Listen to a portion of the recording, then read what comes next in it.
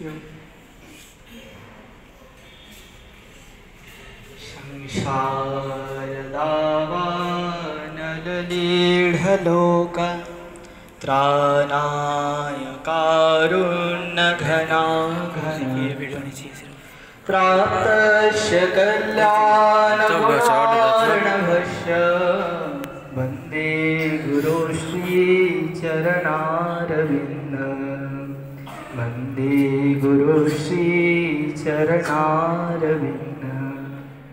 जिस गुरु की कृपा से अज्ञानता का दूर होता है और ज्ञान आलोक से हम लोग देख पाते हैं, उसी सी गुरु चरणों को प्रणाम करते हुए और सम्मुखस्थ हमारे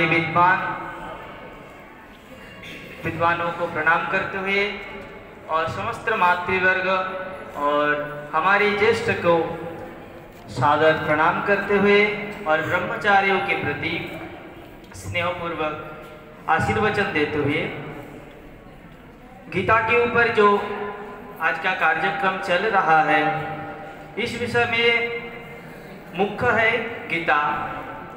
गीता से जुड़ी हुई संपूर्ण जगत है, किंतु हमें देखना है कि हमारी जरूरत कहाँ पर है।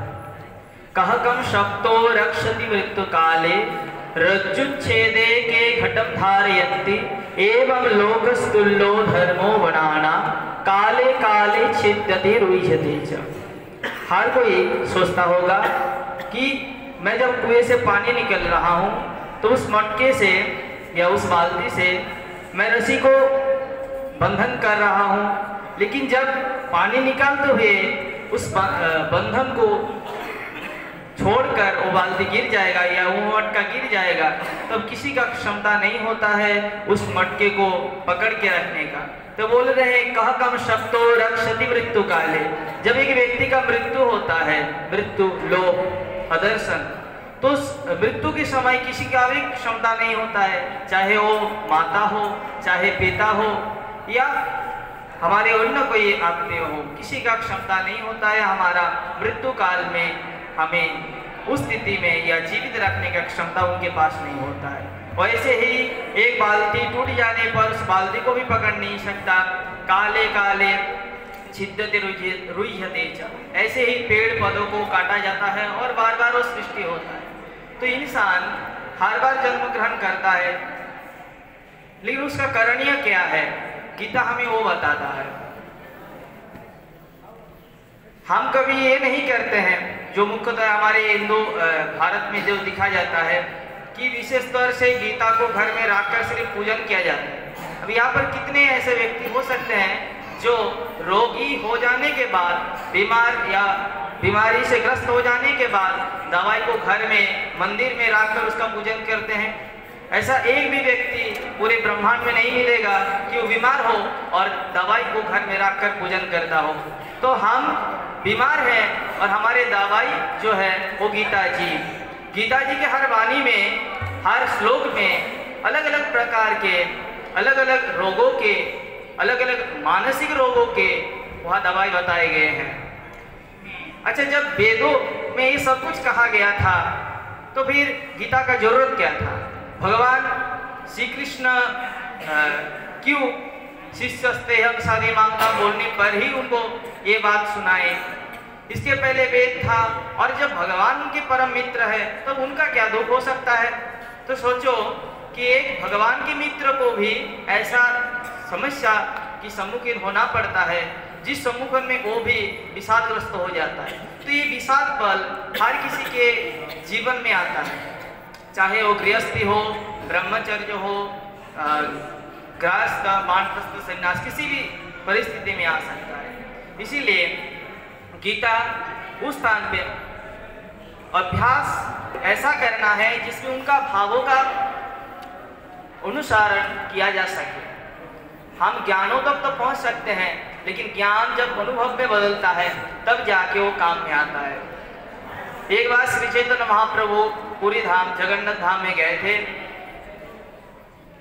जो तो ही इस अवस्था में, ये तो एक प्रवचन माफिक विषय है, गीता का तत्व विषय है, और इसके पहले महेश जी इस श्लोक का यहाँ पर उद्घोषित किए थे कि सर्वगावो दुग्धा गोपालनंद पार्थवस्तु सुधीर भक्ता दूधम गीता। तो सर्वोपनिषदों गावो दुग्धा गोपालनंद, तो सारे उपनिषदों का सार है ये गीता। और इस गीता को इस अवस्था में तो इसका बोध कराना या बोध कराने योग्य तो मैं नहीं हूँ, और बोध करना भी इस मानसिकता से ये संभव नहीं हो सकता है। फिर भी छोटी एक प्रसंग से मैं कहना चाहता हूँ कि गीता को किस तरह से अध्ययन किया जा सकता है, किस तरह से इसका हृदयगम किया जा सकता है और किस तरह से इसको जीवन में उतारना होता है। एक बार जगन्नाथ धाम, पुरी धाम उड़ीसा में, तो वहाँ पर श्री चैतन्य महाप्रभु एक बार घूमने के लिए मतलब दर्शन करने के लिए गए थे, और मंदिर में बैठे बैठे एक व्यक्ति गीता को खोले हुए रो रहे थे। श्री चैतन्य महाप्रभु को ताज्जुब हो गया, और वो जो श्लोक पढ़ रहे थे वो बहुत गलत था।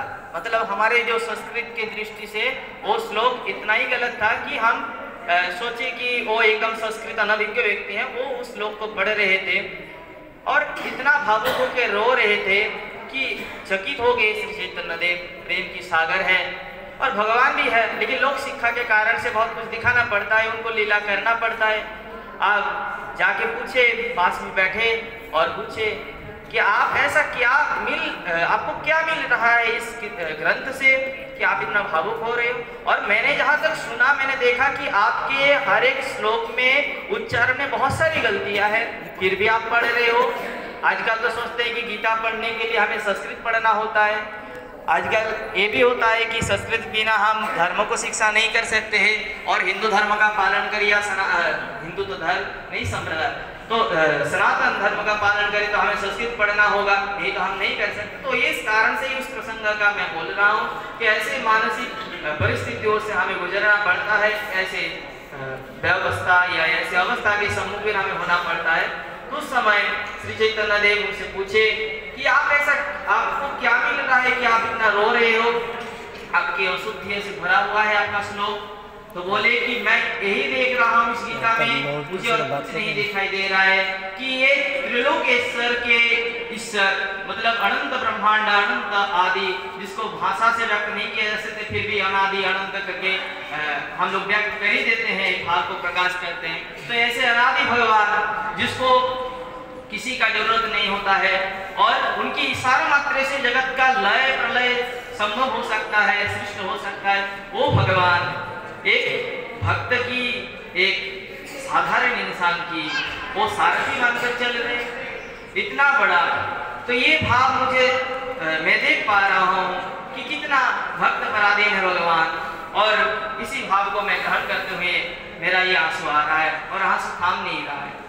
तो बोले कि गीता को पढ़ना सिर्फ रटने का विषय नहीं होता है, और घर में दवाई को रखकर पूजन करने जैसा विषय नहीं होता है, इसको जीवन में उतारने का विषय है। और एक प्रसंग कह देना चाहता हूँ कि सब कुछ तो वेदों में ही था, सब कुछ तो उपनिषदों में ही था, फिर एक गीता का जरूरत क्या हुआ। गीता को इस तरह से भगवान आविर्भूत किए कि जैसे साधारण इंसान को ये प्रयोग में आए। वेद की वाणी में या 10-4 श्लोक या बड़े बड़े महंतों का उक्ति या संस्कृत में कहूँ तो ये हर किसी का पल्ले में नहीं पड़ सकता है, क्योंकि ये दर्शन की चूड़ांत है, तत्वों की सार है। और भगवान कहते हैं कि मैं जिसको समझाता हूँ, जितना मैं जिसको बोध कराता हूँ, सिर्फ उनको उतना ही बोध होता है, उससे ज़्यादा नहीं होता है। फिर जीवों का कारण यह क्या है, क्योंकि भागवत में जब सत्संग सुनते हो या सब सुनते हैं तो आप देखते हो कि एक जंतुवाचक एक प्रसंग आता है कि हम सब इस स्थिति में हैं, लेकिन ये पल, ये आनंद थोड़ी देर बाद फिर चला जाएगा, फिर वही क्रम, वही घर, वही पाठ्यक्रम, वही अनुसार चलते रहेंगे। फिर हमें गीता क्या सिखाना चाहता है, क्या बताना चाहता है कि ये करो। हमें सिर्फ ये सिखाना चाहते हैं कि तुम अनुशासन में रहो, तुम्हारा जीवन अनुशासनमय हो। वो कभी गीता में एक श्लोक ऐसा नहीं कहे कि तुम घर संसार छोड़ के चले जाओ और साधु संत बन जाओ। वो तुम्हें यही सिखा रहे हैं कि एक जीवन में चल रहे, उस जीवन को कितना अच्छे से जी सकते हैं।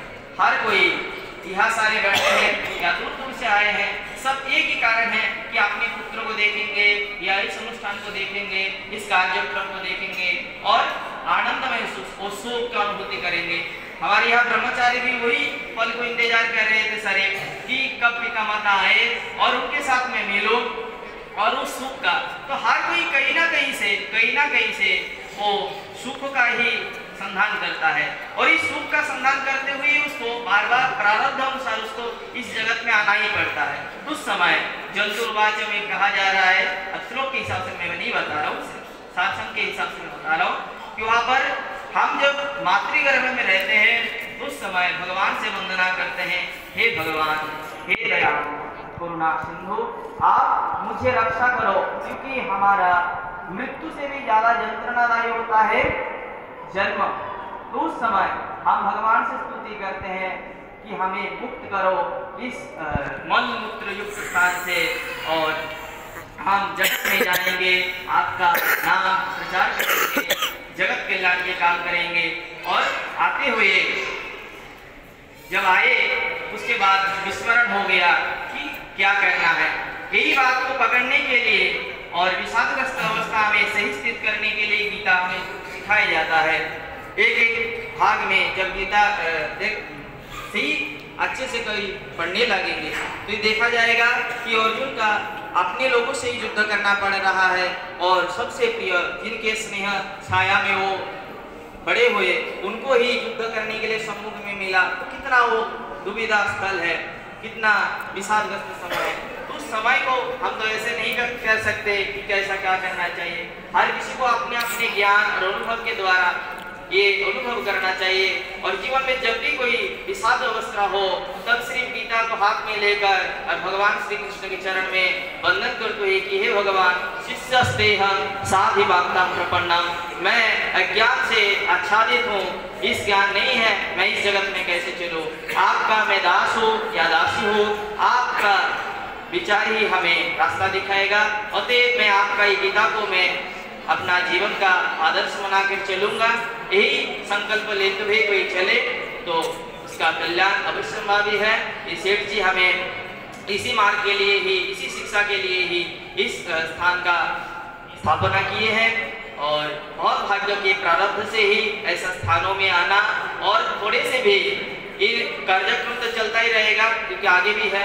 तो इस स्थान में जो छोटा छोटा करके जो गुरुजी लोग आगे बताए हैं उसको हृदयगम करके घर जाने के बाद उसका चिंतन मनन करके जीवन में उतार लेंगे, फिर आशा है कि भगवान सबके कल्याण करेंगे।